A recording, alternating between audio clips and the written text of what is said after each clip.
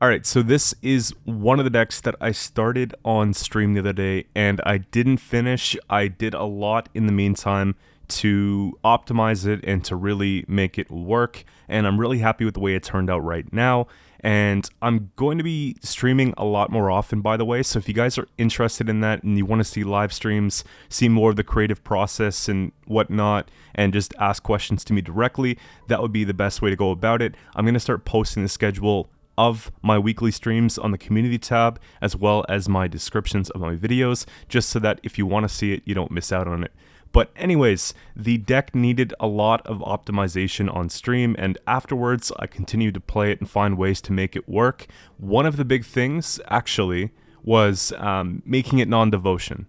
So in the previous version, I really liked to have the Usurper because of the Aristocrat tag, having the ability to go and get the passive engine ability here too, with whenever we play an agent boost self by 1.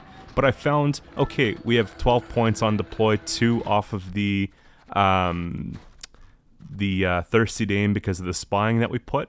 And then, of course, it engines. The problem is that it's a really bad card to play in a mirror match, but at the same time, it's just one of those things where the opponent can bleed it out of us in round 2, so we often don't get that third and final, you know, form here, right? And that added bonus. So I felt like maybe, you know, this card could more than often just play for 12 points, and the ceiling of it wouldn't be quite as high as doing something like just putting Ring of Favor that we all know is busted. And with the Masquerade Ball type decks, it's really important that you win round 1, because you obviously have to come in and get your hand together for a nice long round 3, or just having round control so you can play ball when you feel it's appropriate. So this really helps us do it there. Normally I'm teching in Spores in all of my decks right now, but I felt like this one doesn't need a Spores because we've got so many ways to punish them with Poison, with Yen and all that sort of thing, right? Lock and Destroy with Venomar, like tons of stuff. So there's no Spores tech, but we do have the Ring of Favor, and this is going to help us really get ahead early on, and we can just put that on one of our lowest units, like maybe a Mage Assassin or something like that, when we thin it out. So that was one of the changes that I made. Another thing that I considered and messed around with was adding a Maraal because of the provision buff. So with this one here, obviously it would be nice to get some extra poison in the deck, having the order as well, so you're getting 2 poisons off 1 card. I'm not against having it, but I feel like Cadaverin is safer because it is like just on deploy, you're poisoning something and getting a copy of it, whereas the Maraal, it's got to sit there for a turn until we can use it again, and it just feels like a bit of a liability because it's not hard to remove 5 base power, and I didn't feel like putting in a defender to make that all work. It just felt like a very expensive play. So I like Cadaverin quite a bit. We can just round out the poison with one of the Fangs, or a Cupbearer, or something off the Masquerade Ball, or worst case scenario, Vincent, right? So that's why I didn't include Maraal here. And pretty much it. I didn't want to go Coup here because I'm not going too heavy on the spying. I find sometimes when you're running Coup in a deck like this, you don't really need it in round 3. And with the leader especially, it doesn't make as much sense as maybe Imprisonment or something like that, where we can damage something down so we can Coup and Deathblow it. So that's why I like to go Cadaverin most often in the Imposter decks here. But basically, moving on to the list here, I'll go through it a little bit more detail. We have Masquerade Ball. It's a scenario that progresses whenever we play an Aristocrat. So on the prologue, it's going to bring out a Thirsty Dame, right? This card here is great because whenever an enemy unit receives a status, boosts self by 1. And then when we play our first Aristocrat, we get one of the Fangs. When we play our second Aristocrat, we get another Fangs. So that's a complete poison and an engine that we're getting from this scenario. It's got to be one of my favorite scenarios because it just plays for so much points, it has so much reach, and it can do so much, right? So that's that. You're probably wondering why I don't have Thirsty Dames just sitting in the deck in the Bronze End. Because I've been playing against too much like Reckless Flurry and stuff like that, like Crimes, like really control-oriented decks, and it's ambitious to go and put out a 4-power card and expect it to work, right? Another card that would be really good in this deck would be Nausicaa, but it again just feels really ambitious to go and put this in the Bronze End because how often are they going to stick, right? and I don't really want to put a tactical advantage to keep these things floating round 1, because sometimes we don't draw them, and then we have to put like a Joust, or we have to put like an Emissary on the magic lamp. So that's basically it here. I'm just going to deal with the Thirsty Dame that I have from the scenario and just go about it that way. Now, Brathens has Assimilate. I think this card's one of those cards that you could put in pretty much every Nilfgaard deck if you try. Now, deploy, create, and play a Bronze Disloyal unit from our starting deck. So in the past, there might have been times where I would run a third, right? I might have run like a Mage Infiltrator. I don't see it as important right now because I couldn't think of like a specific tech. You know, I haven't really been seeing a lot of Saskia and stuff like that.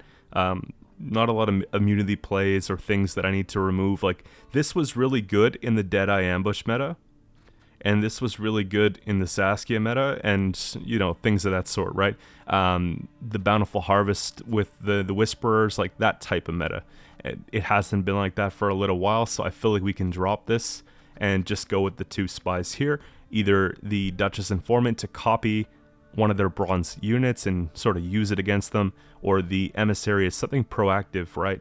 We get to just boost something by 7, whether it's Brathens on an empty board boosting himself, or we boost the lamp or something like that, or just one of our tokens for a big point swing. So that's kind of what I have in that end there. The Yen Calviet basically sorts our deck from highest provision to lowest provision. So what helps us draw this card is having more tactics in the deck, right? At the beginning of the game, you know, move self up by 1 for every tactic in the starting deck. So if you're doing a tactic count here, we've got the 1, 2, 3, 4, 5. I think that this is the bare minimum, right? 6 or 7's probably like the safest that you can have it. However, I haven't consistently been experiencing issues with that, so I'm happy with the way it is right now. And sometimes you don't even want to sort it top to bottom round 1 because maybe the opponent has a sense for that and they want to bleed out ball in round 2. So maybe you need more cards in round 2 to avoid a bleed, right? So it tends to work out for me by round 3, and I'm happy with that. So I like it the way it is.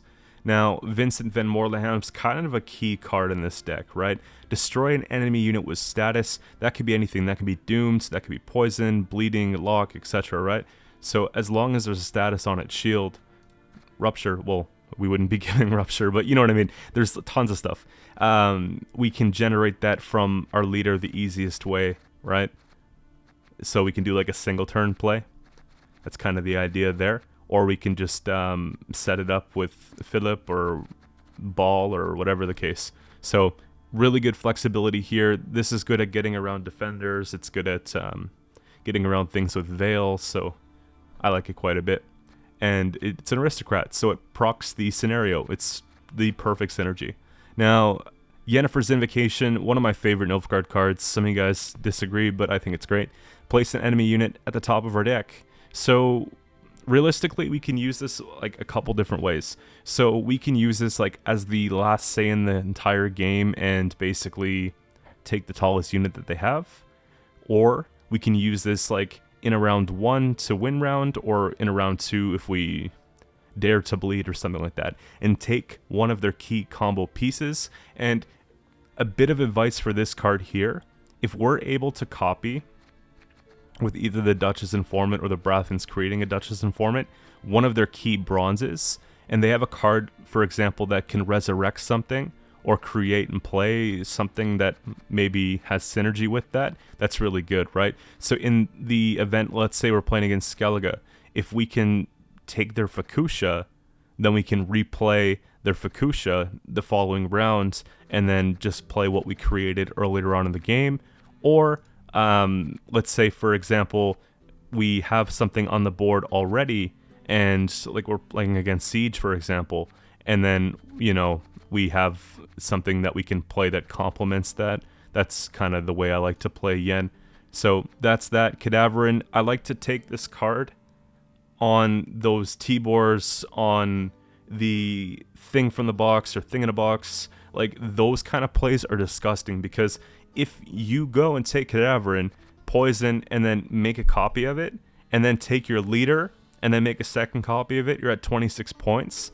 but then you drop something like Vincent or a Fang, and you're getting rid of that big point swing that they have, all within maybe 1 to 2 turns. So you can imagine the tempo coming off something like that. It's just ridiculous. And right now, I've been finding that a lot of the leader abilities now are like Stockpile's huge, Reckless Flurry's huge, like all types of stuff like this.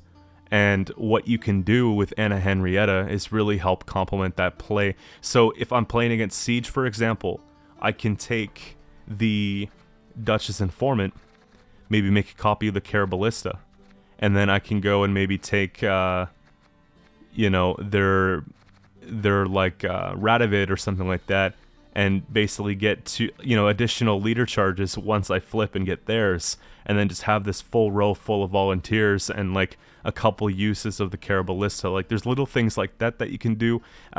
Reckless Flurry is always a good value because now we got 9 pings for removal that we can, add to the arsenal. So lots of cool stuff with Anna Henrietta. Aristocrat to proc the scenario, so that's kind of the idea. Ring of Favor, just busted, right? You're getting like a 20-point play pretty much every single time. Everyone's running it, so you have to run it to stay competitive. And Philip Van Morlehem, deploy if you control a vampire, gain Zeal. So we have a couple vampires in the deck, right? We got Vincent Van Morlehem, we've got Van Morlehem Hunter, so this card complements that quite well. And of course, if we have a Dame off the scenario here, that's even another one, right? And basically what we're doing is we can give things doomed, so this is really good to help against carryover decks, right?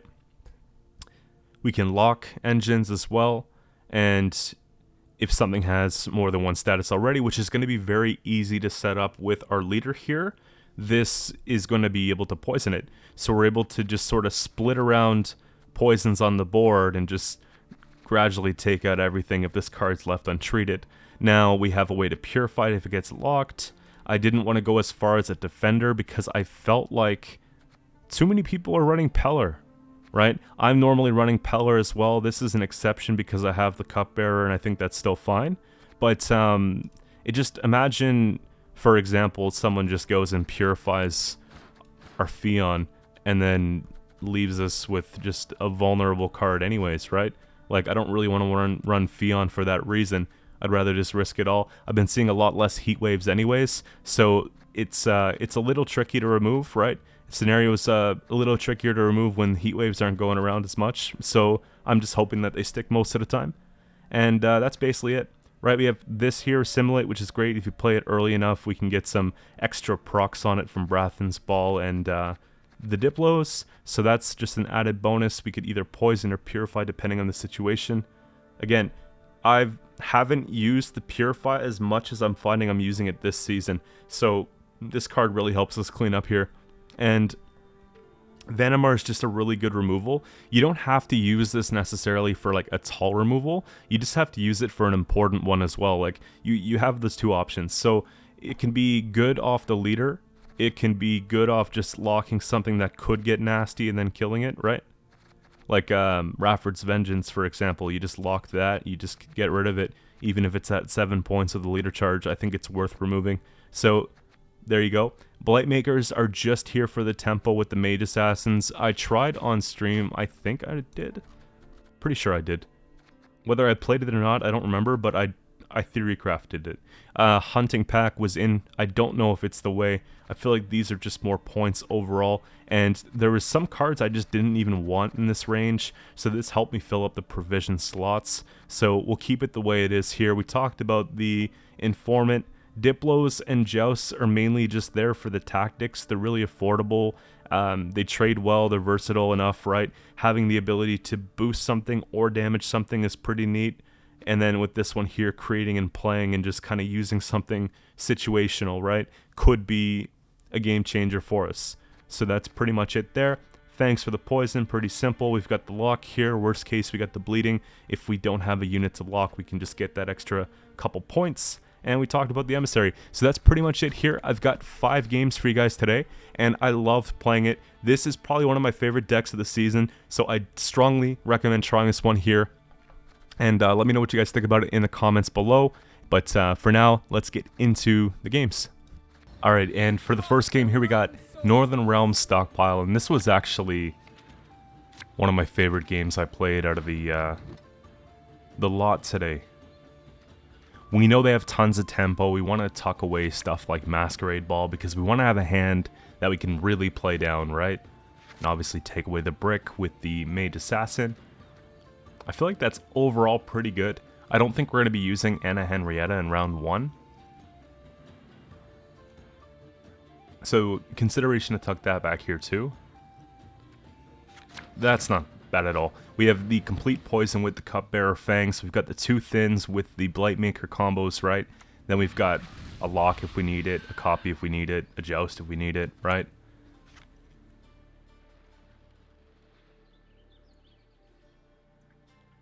I don't always like to do Calvi round 1, turn 1. Maybe I wait till like the end of the round, but I feel like in this case, the Joust might get better value taking out an engine opposed to just using it defensively onto the Lamp Djinn, right?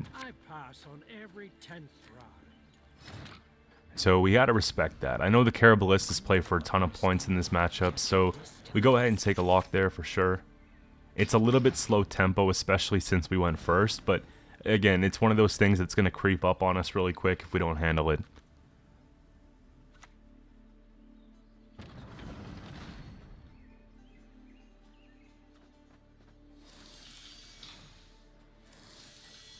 One of those things, I'm trying to decide if I should go Philip here and do all that sort of commitment, or I should just take a Thin and try to get out if I need to. Blightmaker wouldn't be a bad play. Poison wouldn't be a bad play either, because we know that the tower is going to keep getting taller.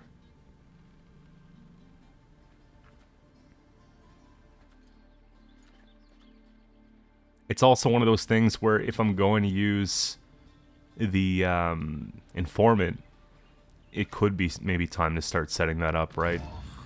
But I think that just getting some statuses going here is not a bad idea, right?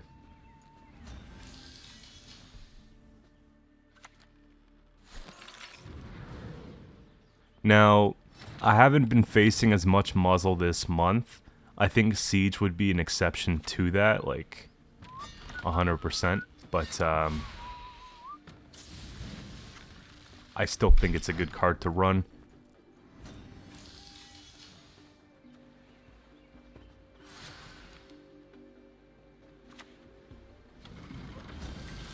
Now, fortunately for us, we're able to just kind of push with the poison here, right? Feeling a bit peckish.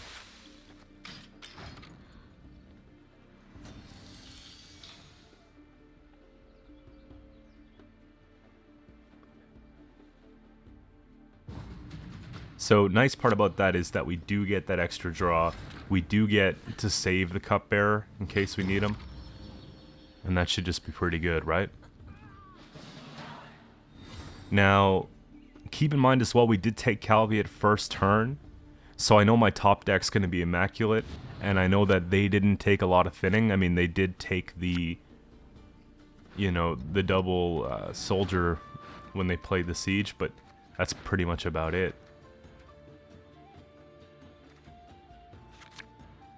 So any mulligans that we take here are going to be pretty good.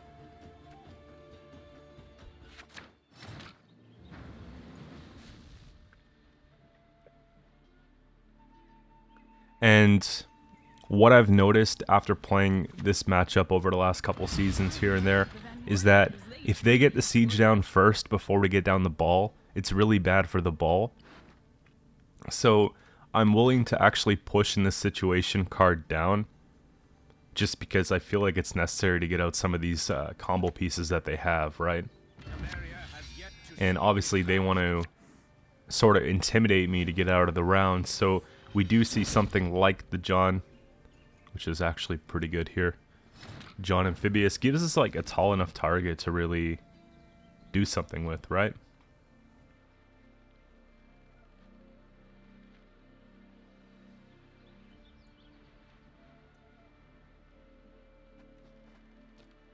So a couple ideas going through my head here. Do I ever just cadaver in that? Or do I take up Brathens on that? Or do I do that and leader, right? There's a few ways to go about it. We do want to have that engine locked because it plays for a ton of points in a long round. So I'm looking at it this way. If I get down Brathens here, then we're going to get the assimilate procs from the scenario when we get to it, right? But then, you know, keeping the Dame alive too is pretty good. I still have multiple ways to get a couple of these ballistas, right? The idea is if I'm going to replicate their leader charge, I want to be able to use it. So that's why I'm kind of looking at, okay, we got a couple options there.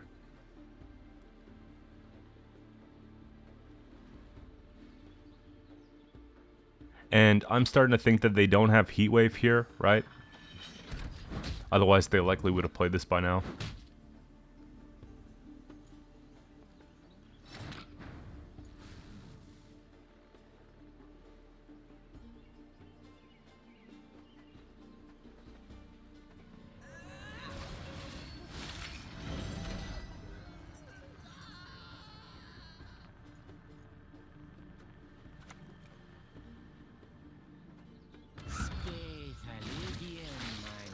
And the idea is obviously get that out of the way as soon as possible. If I go take Cadaver in there, it's fine. We could save the Fangs for later. The last one that comes off scenario. And then we can just, you know, go about it that way. Checkmate. We're getting slowed down by a couple things here. I kind of want to get rid of Radovid. I feel like that's actually something we can benefit from in this matchup. More than maybe some of the other cards we're going to see.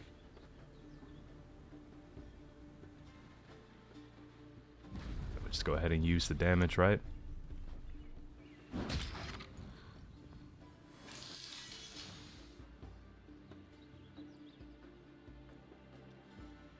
So far it looks like a pretty good lead. However, it's not really that far ahead, right? We know they have Henselt play more than likely. We know they have Scenario. However, you know, we're definitely getting card back. And what I'm pushing for is potentially card advantage. I want them to play the full test Pride in round 2 because I feel like that's just going to be too strong. There we go. So now we have engine superiority, right? We've got the Dame, we've got the Brathens, we've got the 2 ballistas, and then we can really sort of push potentially if we just go ahead and take Anna here and just try and remove one of the engines. Like, we can kind of control the situation a bit better.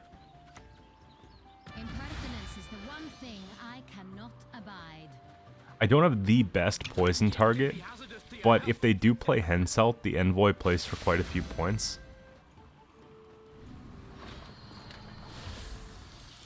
And unfortunately, Masquerade has to be on melee.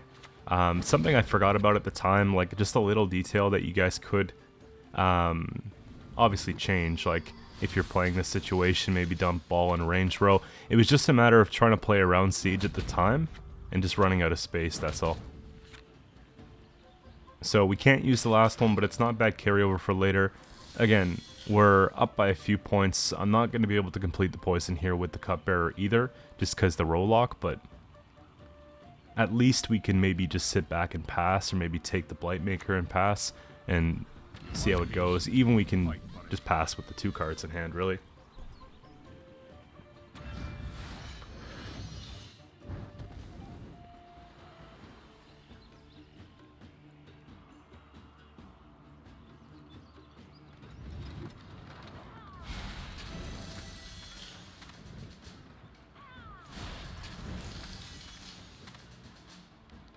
Now, if we're paying attention here to the cooldowns on the Pride, it's actually kind of scary, right?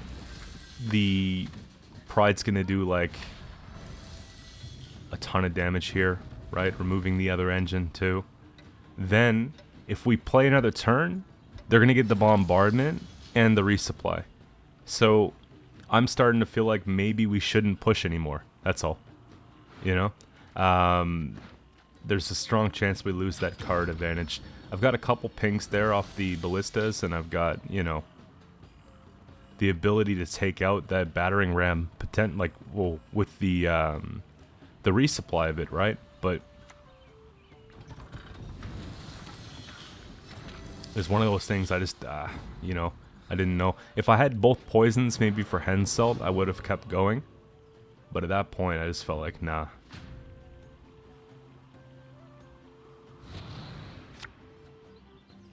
So Radovid's pretty nice here, right?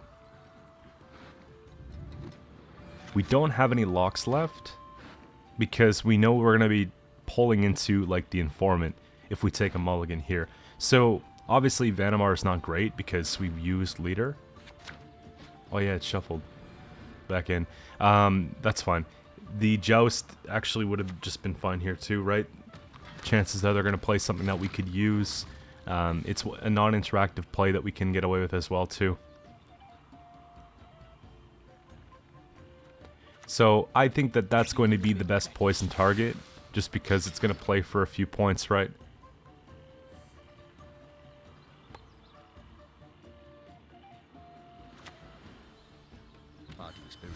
And I have to say, I actually wasn't thinking that Peller would be an option at the time. A little bit disappointed with it, but it is what it is.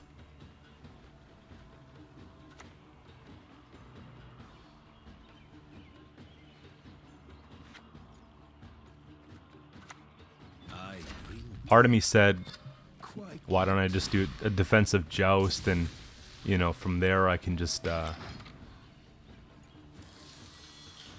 protect the fangs, but the cooldown's so high on the Caraballista that I didn't feel like it mattered all too much. And it's unfortunate, like, maybe if I would have waited a little bit longer, I could have gotten away with, Do not test my patience. getting that double poison out, right? But they have a lot of stops here.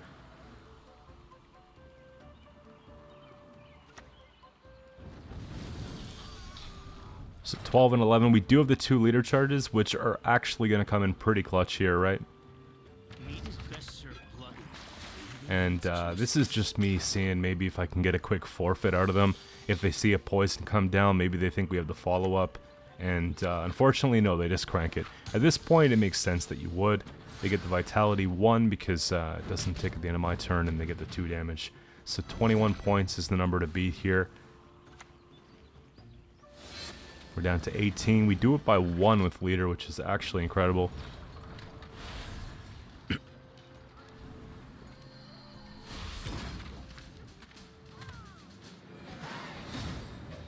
And moving on to this second game here, it's not one that you're going to see a lot of, but I was happy that I did.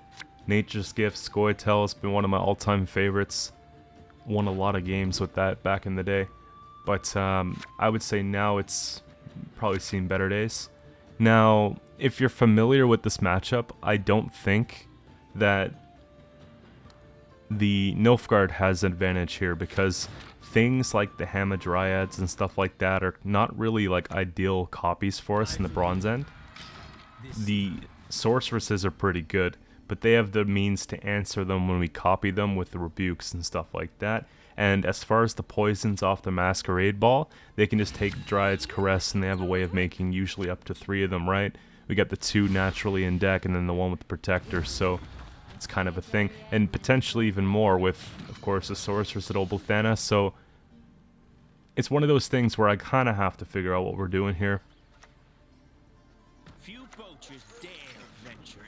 Saskia is tricky because if you remove the units that she spawns or she summons from deck, then chances are you're going to be getting that duplicate coming out of their deck as well. So you're giving them additional thinning and additional tempo. So it's tough. If you go and you lock something like this, well then they can just purify it. So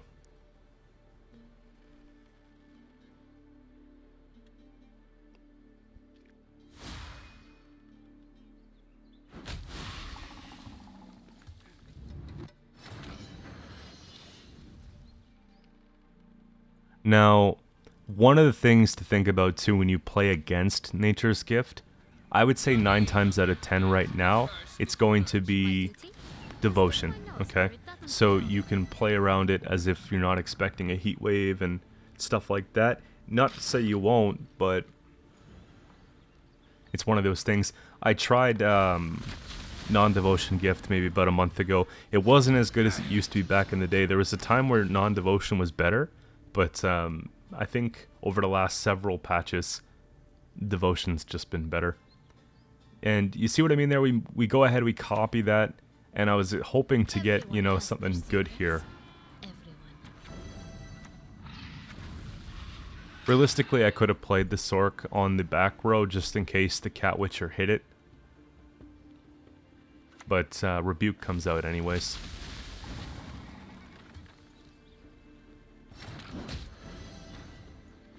And we want to jam that row so they can't keep spawning, right? Let's put the points up a little bit.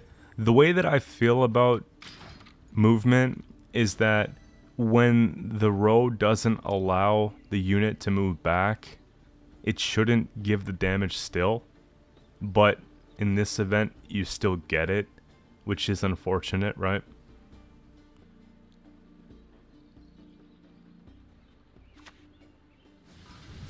You see what I mean here? Now, it's one of those things where I don't necessarily want to take my Blightmakers either. And Saskia is on counter 1, so that's a big reason for it, because they have so many ones in the back row that it's just not worth it.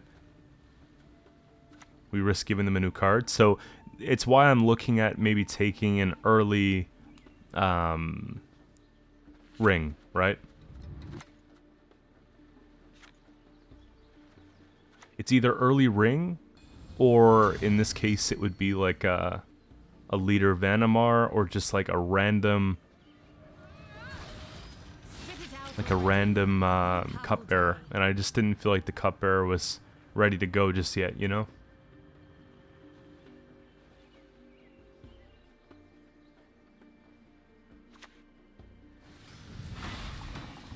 Feel pretty good about that play here. Now I could take my Vanamar because there's 3 more turns before we get anything out of that, right? And I'm starting to think about mid to late game here, so I take an Orb of Insight.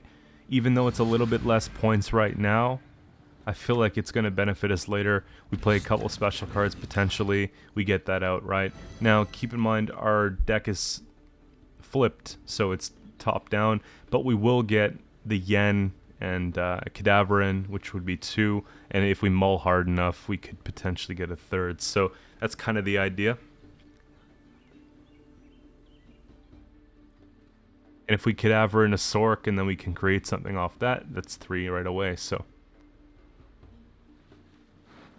I believe we should see a pass shortly in this case. It's kind of leading up to it. We had tons of stuff we could play, so I think we played that round pretty well. I don't know if we played it overly expensive here. Like, using the leader round 1 was huge, but this is why we have Anna Henrietta, right? So we just do actually pretty well here. So I'm starting to look at, okay, we got to play some specials here.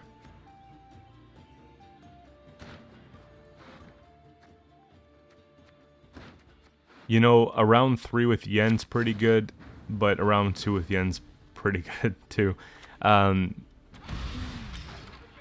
The idea was that, okay, if they try and bleed with, let's say, Ethne, we get a really good Yen into Ethne, which could help the round 3 play.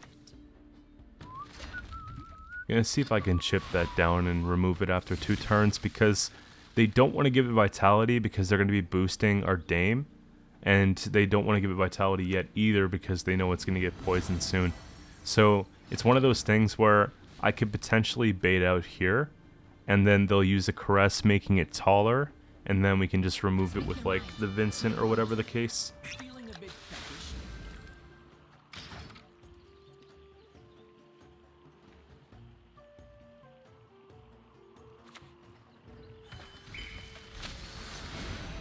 It just gives us a pretty lackluster poison, that's all.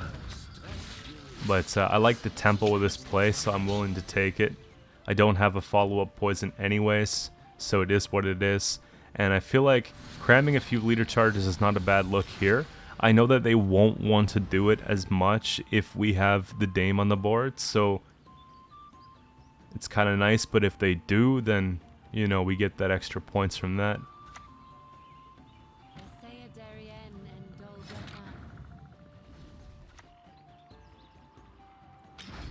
So at this point, I'm not seeing what I want to see.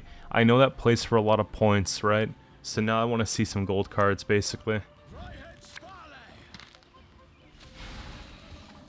We've got the Simlas play with the double bountifuls, we got the Ethne, and we have the Gourd, right? So there's a lot to deal with. For 2 centuries, you behaved like you were barely one. Protector.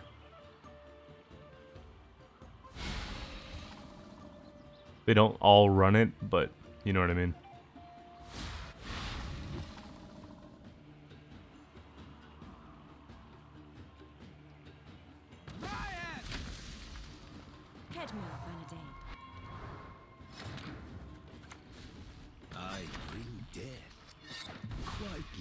So I think we have to force it. In this case here, you know,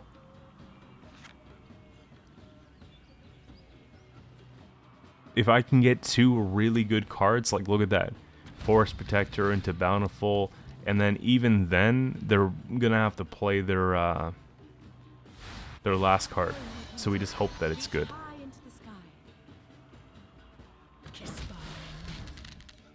If they take full leader here, it's a tie. Actually, no, it isn't. It's we're still ahead because the vitality. So yeah, they go and they play that. Gourd comes out for 19 points. I think we did what we had to do, but it didn't feel great, right?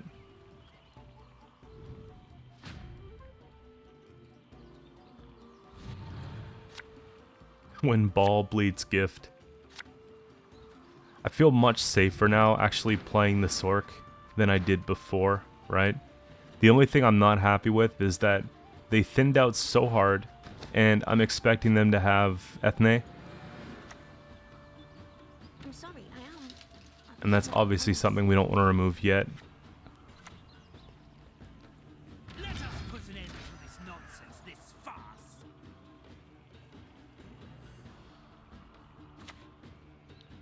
Though trees live long, I want to put down the Vincent first because it gives us the opportunity to get multiple statuses going, right? So you see what I mean here? We've got the 1 on each, the 2 on the Doomed, right? So I'm looking at, like, what can I actually do here?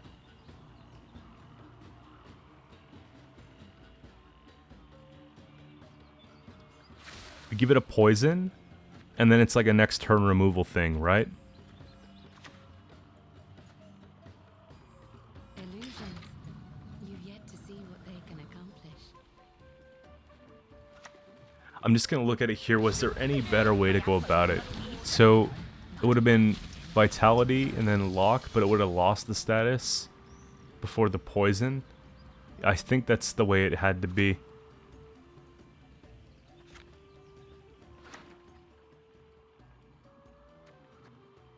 Now we take the 5 points. And we do get the Symbiosis off the leader. And so when we come down with that and just play the bearer for points, that's really good. What you could have done, obviously, to make it, I guess, an extra point, would have been playing Cupbearer before we clicked the Sorceress to create and play, right? Because we did, like, lose the Assimilate proc. But I was looking at the situation and I knew that it's a win either way, and, you know, just that was the easier way for me to play it.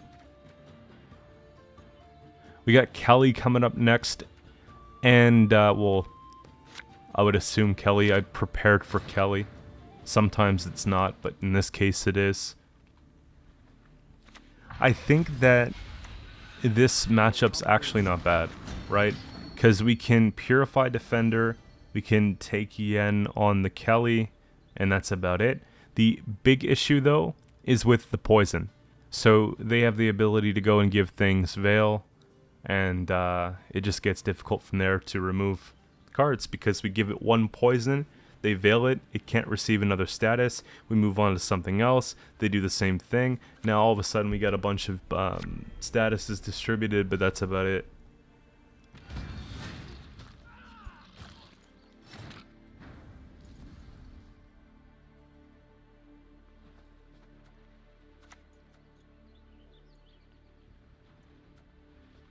The idea here is basically to try and get rid of this defender.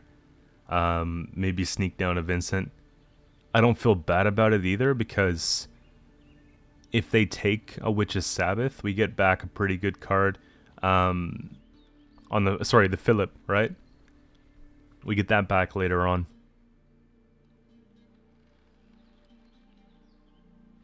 So I'm just looking for the 2 statuses here so we can hit it with the poison.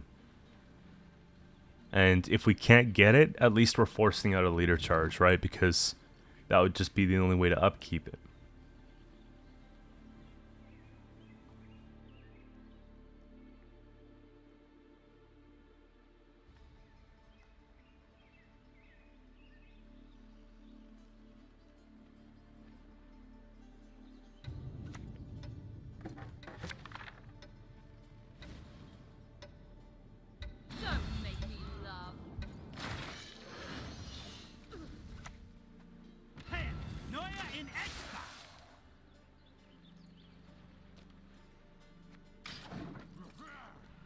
By the way, I ordered a pizza last night. I was going to share it with my roommate. And Uber delivered it. And it never showed up. And yeah, I called the driver and he didn't answer the phone. So I eventually got refunded for the order. But then we had an idea to walk down the street and see maybe if it was left somewhere else. And sure enough, it was actually left about 8 to 10 doors down. But I shouldn't have to be a porch bandit for my own food that I paid for to deliver to my house. So I'm just ranting on my little Uber situation. I think I've had it with ordering for a while. It always seems like there's something, you know? So we do flip things here quite well with Ciri, right? Decent play. Being able to take theirs, flip the card. I don't like to be against the coin, like, you know, the way we were with a Kelly matchup. Them being able to push us like that was uncomfortable. Being able to take it here for ourselves is pretty good.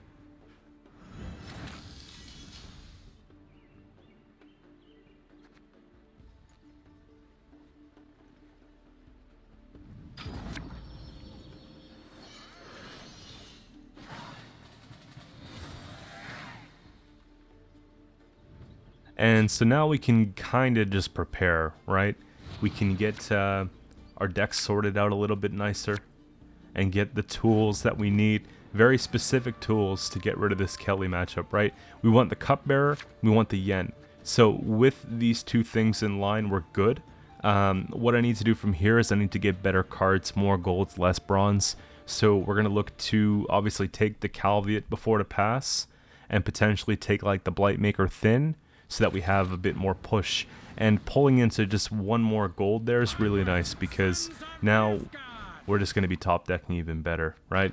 And when they do a flip, they're going to be pulling back Ciri and Philip. So it actually puts me in a really good spot to win this game.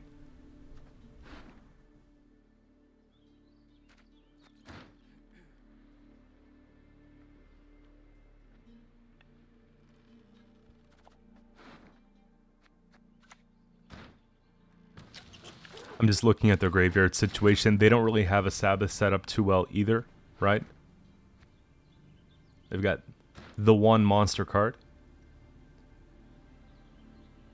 I think we're doing alright. What's nice about this deck too is the fact that we don't have any echo cards.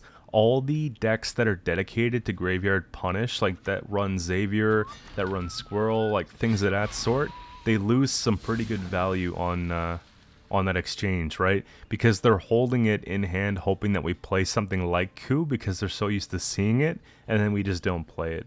So I've been feeling pretty good about the choice of Cadaverine rather than Q.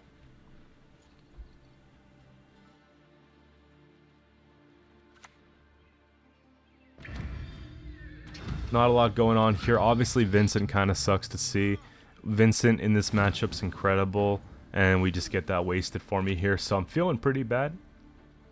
A couple things here. I could take Kelly, or I could leave Kelly, because we're getting Kelly regardless.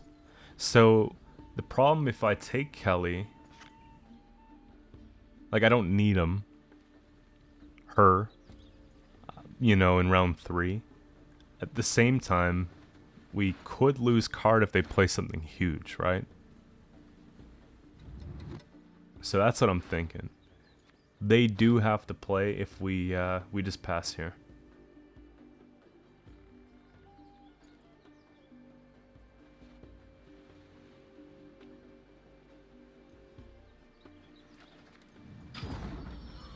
So I took the pass. The leader charges are kind of scary in this spot, right? They got 3, that's 9 points in the bank, plus whatever else they do.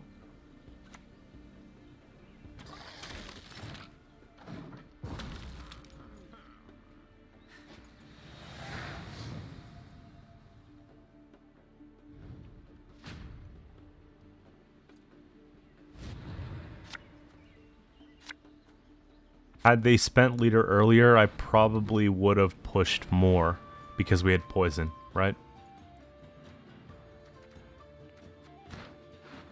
Venomar's okay. It's not great just because we have the one way to lock, but that's it. But it's good enough for me because think about it this way, like if I purify their defender, chances are they're not going to give their defender Veil after the fact. They're going to be focusing on something else.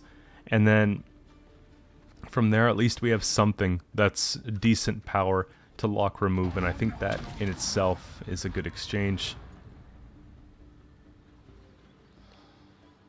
Now, this is where it gets bad. Because Nithral is something that you're looking at 2 points per turn likely over the course of the next 9 turns for them. So it's just a powerhouse of a card left untreated, but at the same time, we don't have Yen, or like we need Yen for the Kelly. So it's one of those things where normally we'd have Vincent reserved for that play, right? And it would just be the best Vincent we've gotten in a long time. But in this game we don't because the Iroquois.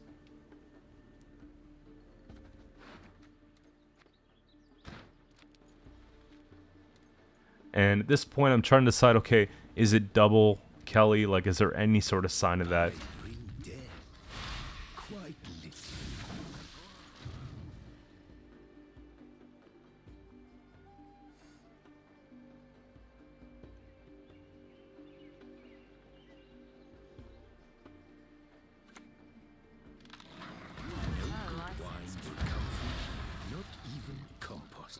Think about it this way, too. If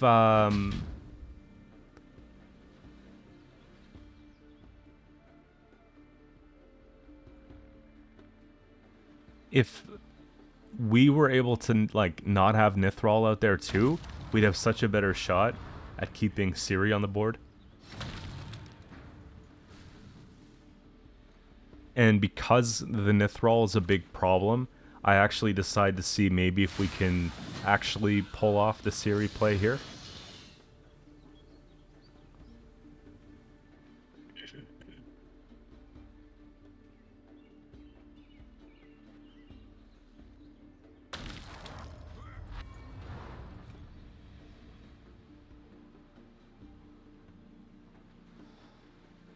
See, that's what I'm talking about.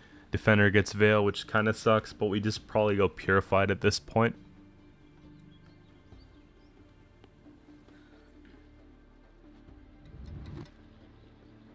We take the Kelly as soon as possible because we're losing a few points per turn, right?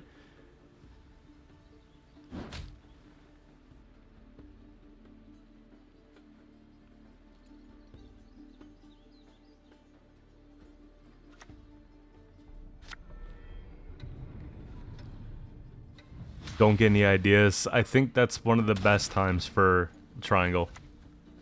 Eyes closed, mouth. Like, it just played very well there. The defender's provisions are usually around their power.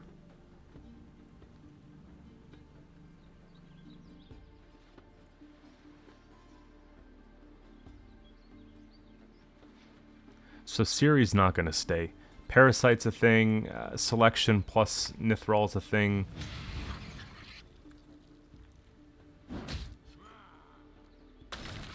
At least Kelly's slowed down, and then we can just take it away.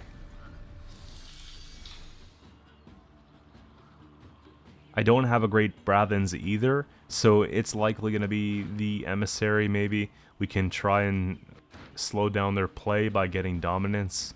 That's also a thing. I'm worried about the Masquerade play though too. Like, because Heatwave's also probably there. But then again, the version that has Sabbath doesn't always have Heatwave. There has to be something they cut.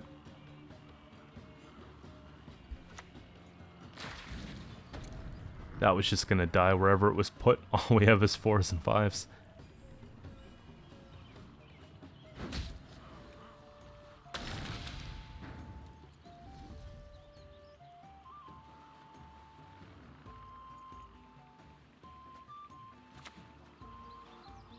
The hounds have caught a scent. So yeah, we'll lock that one just to prevent it from getting too tall. Because of sequencing, like, I felt like that had to be done. Brathens could have maybe been played there a little, like, sooner because we would have got the extra sim procs, but I gotta play around spores and hard resets and all that type of stuff because I'm expecting it, so Emissary would actually be pretty bad here.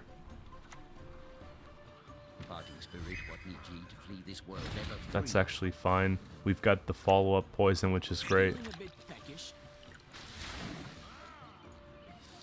And at this point, guys, I'm actually starting to feel like we win the game. Like, if you look here, we've got 18 points of removal.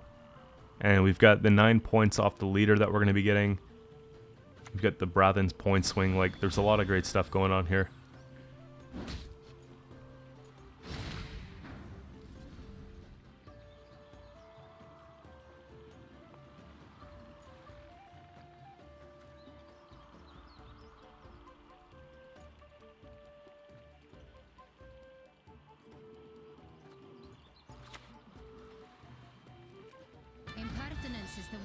It's kind of important to finish up with this because just in case, for whatever reason, they have a special that purifies or, you know, something going on.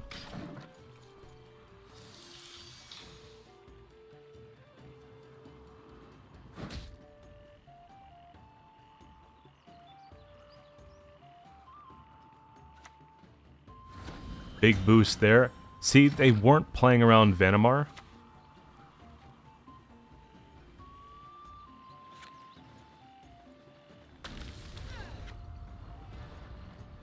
And I just feel like, okay, if they're going to give that to me, let me take it. Now, if we won by like exactly 6 points, then I would say, okay, maybe a bit of a throw.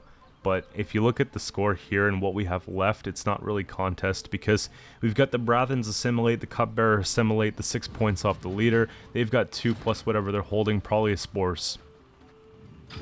Right? So there you go. And moving on to the next one here, we got Nilfgaard, Tactical Decision, and it's probably going to be Mill, right? That's pretty much all we've been playing. I was actually happy with the way that these games turned out because we got some good variety.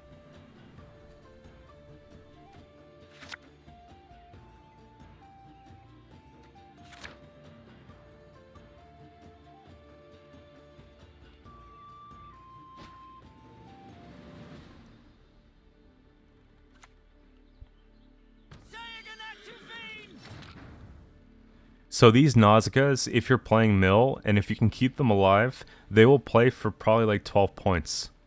Because every single thing that you do in mill is pretty much deploy. Now, understanding that, I had two choices. I can either go for engine superiority and just like make copies of that as much as I can, or I could just dome it with Joust. So use your discretion there. I knew kind of what I was getting into here, and I felt like just getting the round over with and trying to push for like a 2-0 seems to be the line, right? We do have ball in hand, but now it's just about finding the aristocrats. Like, if you have a look at the hand, we've got one aristocrat. We need at least one more. And it's not like we have a ton in our deck, right? I think we have 5. The 2 hunters, Philip. We have the Vincent and Anna.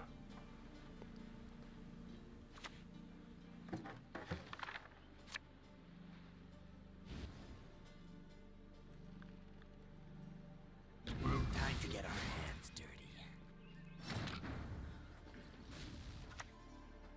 Trying to see if I can hit something good here. Show them how it feels, but we miss. Either way though, you're getting the mill, but you're also getting those like additional points from creating more deploy effects. So that turn, for example, like good procs on the Nausicaas.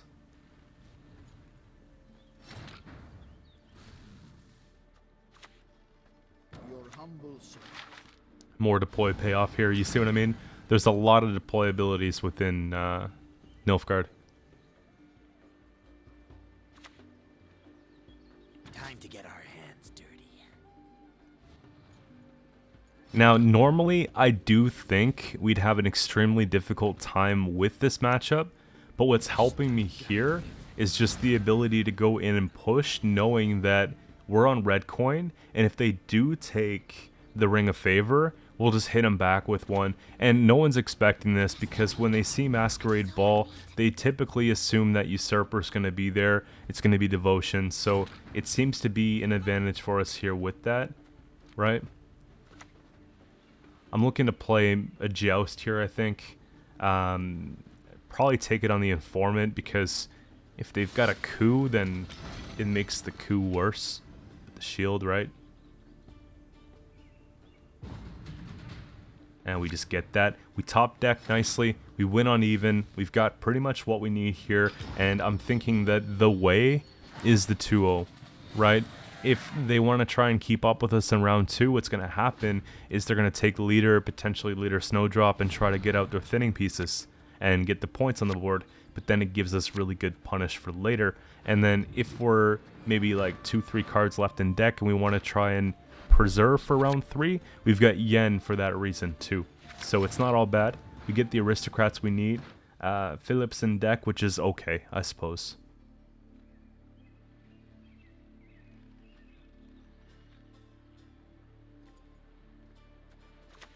More times than not, we're running into the Golden Nekker version of Mill, right? This event here, though, you see the sunset.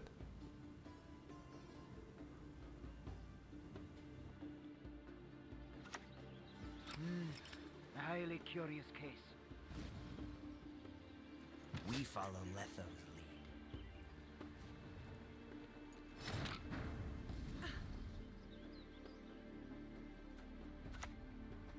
We don't want a cadaver in that just because it gives them something to copy, but at the same time, like, I have nothing else to play. Because I know we're going much taller than this for removal, right? And it could be as soon as the next turn. It puts them in a spot where they have to leader here to preserve that from coming out.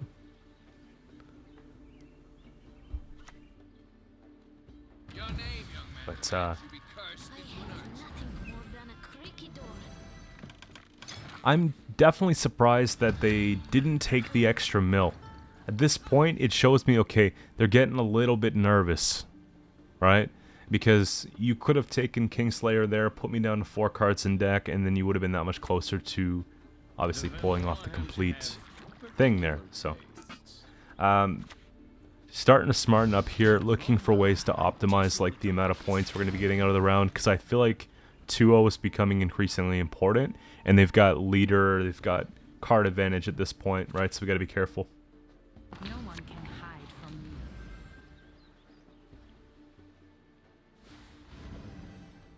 Of course they get that, and that, and that. We follow Letho's. Yeah, so they got what they wanted.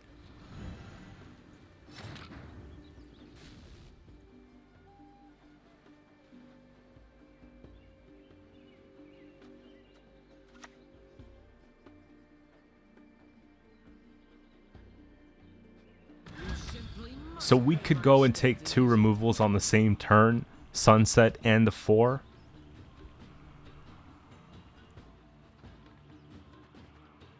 There's also a line here where we just go and we lock that Dame quick, because it could get worse, right?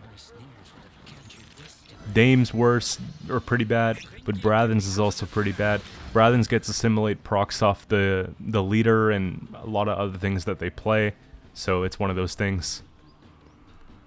If Dame passes it, then I suppose we just go for the yen on it, right? I don't think there's going to be around 3 anyways, because you look at the cards in our deck, it's pretty much 2-0 or bust. So I'm prepared to forfeit if we can't get it here.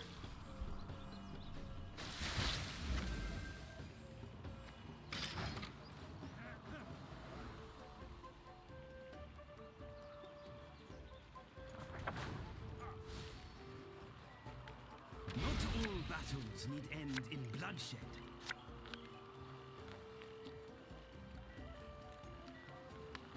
I guess it kind of comes down to how well they pull here too.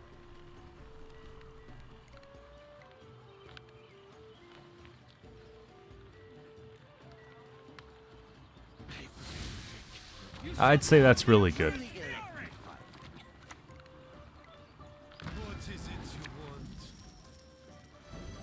We're getting a pretty fair assessment of this matchup here.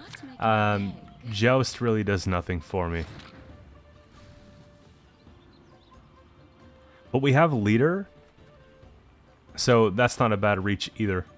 Stress release is necessary for one's health. Trade the Joust out for Philip. We get the extra couple points there. It's not horrible. The assimilate proc on the cupbearer.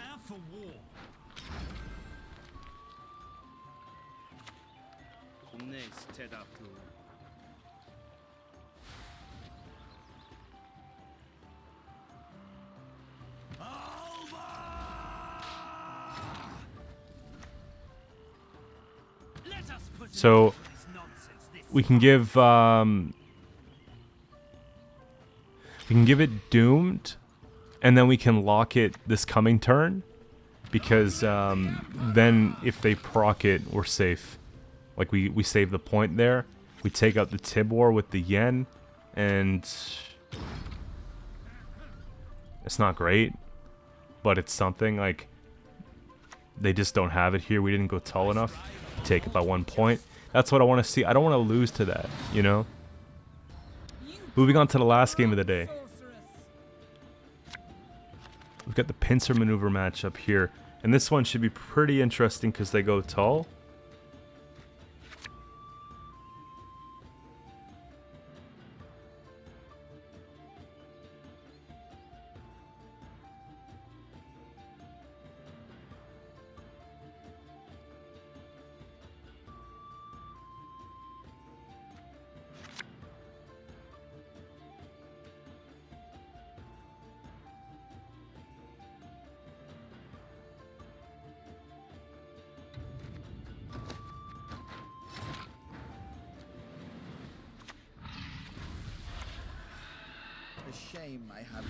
There we go.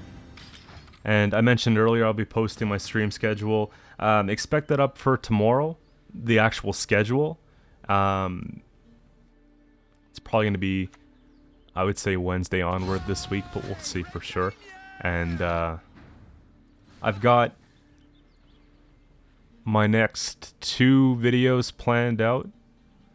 One of them, I played games late one night and I have them recorded. I just want to talk over it.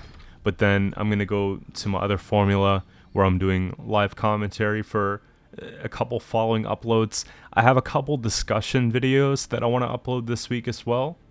There's a really useful tool that one of my teammates made that would help you guys in Gwent as well as any other card game. So I wanted to share that with you guys. And then there's some other discussions about, you know, really what we think about the new patch and, you know, what changes we'd like with Gwent. And then there's another discussion that's a little bit more geared towards beginner players. So it's just about finding the time and when I want to upload these videos. But yeah, lots of stuff coming over this next week.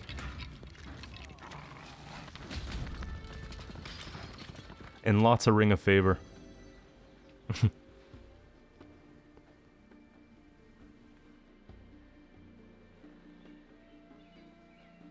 So with this matchup, I think we're not horrible.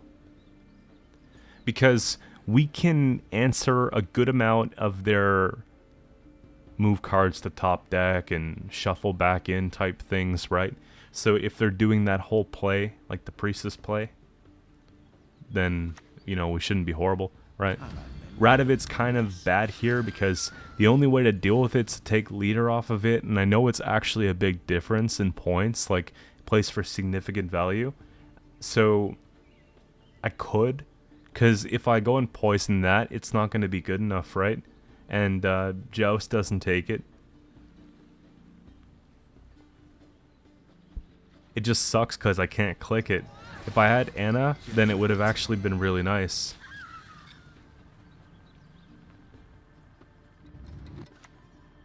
Defeat them with hunger, crush them with thirst. Because not only do you pick the Northern Realms card of choice, you get that volunteer, I believe, right? So that's kind of the thing. Just a few free points. Now, I do think round control is important, but this would be my first time playing this matchup, right? So I don't know. What I do know is that that's the best removal we're going to see in a while, so we'll take it. And that's probably going to push him into a pass. I always go Fangs first because of that, right? You do Fangs first because let's say they have something else you want to get around. It's a big deal. Now, I think Donimir is appropriate because we want to be able to protect our scenario in some of our other plays. So, kind of a card I wanted to play. Something I wasn't thinking about at the time that you should really consider when you're playing this matchup is put back Donimir, because you can always re-pull him with the leader ability, right? It gives us a little bit more, like, look into our deck, a little bit more flexibility, that's all. Not that I would have not played him to begin with, like, we're definitely playing him kind of thing. And here I just feel like it's really important to get down the Caveat, even if it potentially costs me a card, because we gotta be able to sort that deck out. 11 cards left in deck's kind of a lot, right?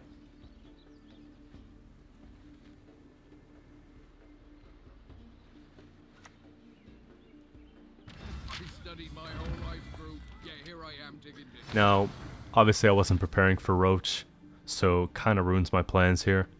But I decide that it's probably worth a pass. Like, we're not getting it back, and the longer that we wait, then the worse their Istrid gets. And I don't really have a way I'm comfortable spending to deal with it. So that's kind of the thing.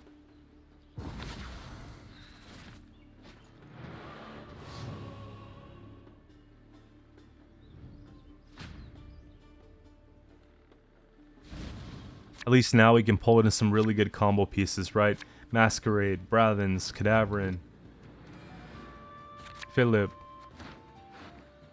And Venomar is a thing. It's definitely a thing. It's going to be that or Blight. And we have ways to set up a lock too for Venomar with the Philip. And the best part about the Philip too is that we have the Defender. So, it's kind of nice. I was a little bit disappointed at this point that I didn't draw it.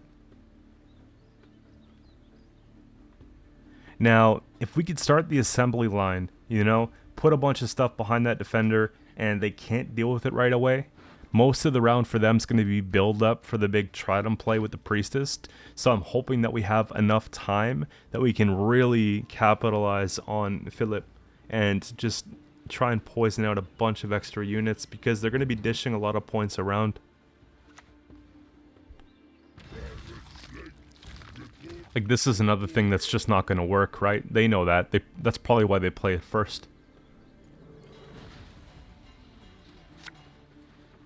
It's ambitious for sure.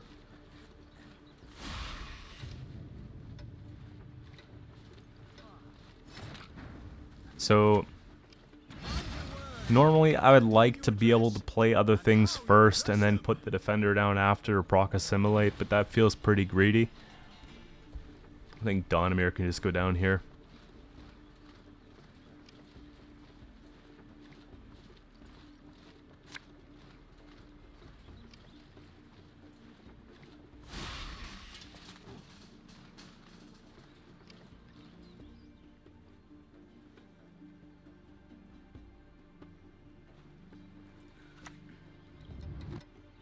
Now, Thaler's actually kind of good, because that's going to actually help us with what we're looking to do, right?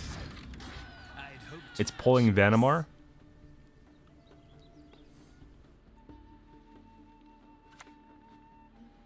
I like you whether you like us or not.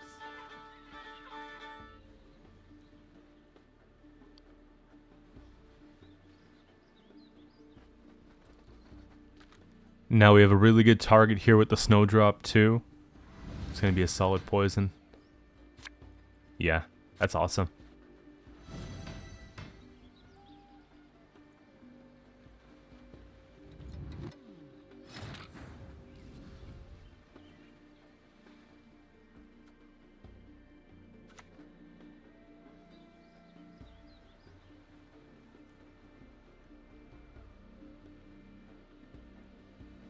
Thinking about taking the poison here because we're setting up a status, right?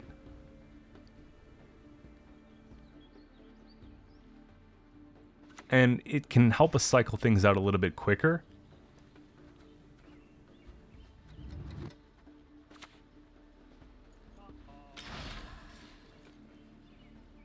I'm just splitting them up right now because I don't think they have like a lot of purify options, if any, here.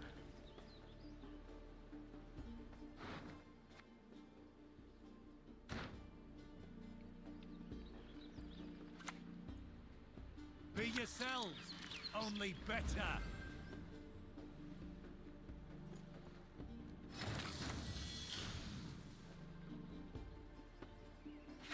Idea is to lock that just so we don't have to think about it anymore.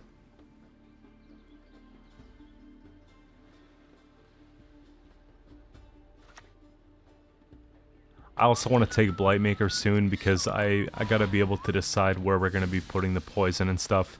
Not snipe something later after it's too late. So that's pretty good.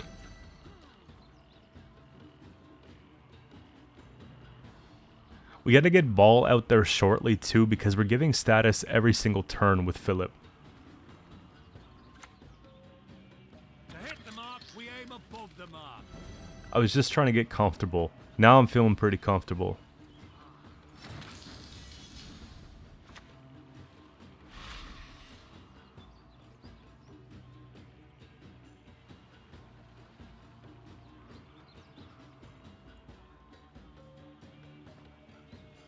This right here was an honest mistake. I was a little bit indecisive as to when I should play Ball. I was thinking either the following turn or this one here because I was also factoring in the Brathen's Assimilate, right? So I missed a turn, like a point on the turn with the Philip and the Thirsty Dame. So just when you're certain about when you're gonna go and do that and play Ball, make sure that you don't use Order on Philip, right? Until it's actually been played. That's fine.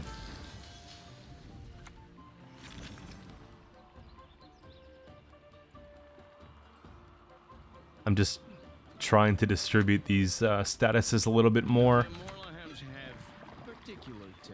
There we go. We gotta get rid of Snowdrop soon. Thaler's starting to look like a better setup for the Vanamar, right?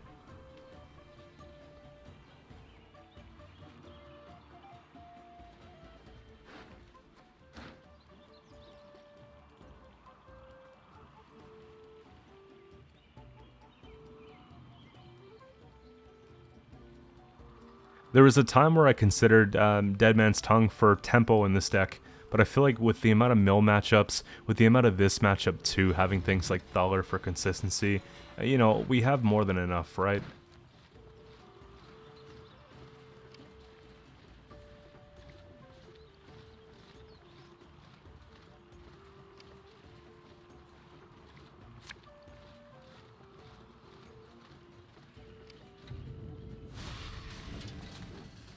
This Philip's actually just cleaning up here. It's making such a big difference. So easy removal.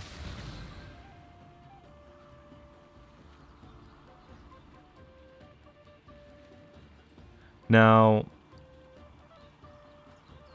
I'm also trying to decide like when I should finish the ball, because I feel like they're going to be going taller.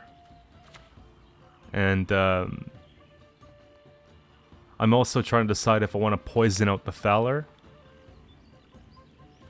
or just use the Vanamar and switch. So it's one of those things. Everyone has their secrets. Everyone.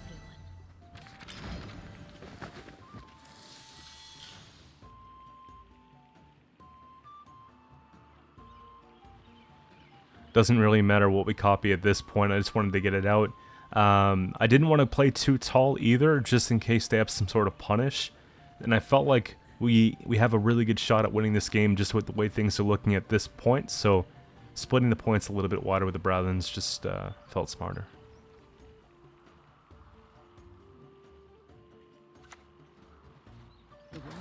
There you see it.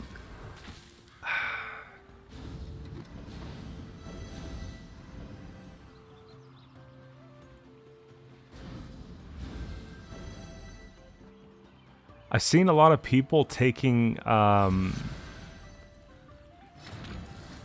telescopes on the priest, right? So I decide it's probably worth looking at.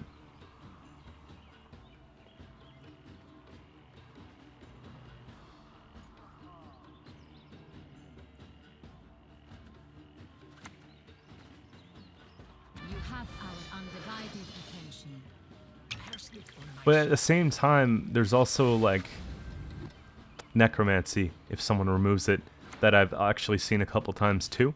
So I don't know. I decided to leave it for this turn here. Still pretty good lead. We still have removal for the sunset and potentially here for the yeah, so they get that. And they float it. So they lost 6 points. If it came down to 6 points, like we could argue that's why I won. But you know, it's looking like a lot more than 6 point difference here. I'm gonna lock that so I have a better Vanamar than before. Because we've got the 2 statuses on it right now, but 2 turns for poison wouldn't quite do it. So it's just a bit safer. And fortunately here, they come down with Yurden. I wasn't expecting it, but I'm glad we didn't take Emissary off the Bradlands. And we'll just take out that huge play.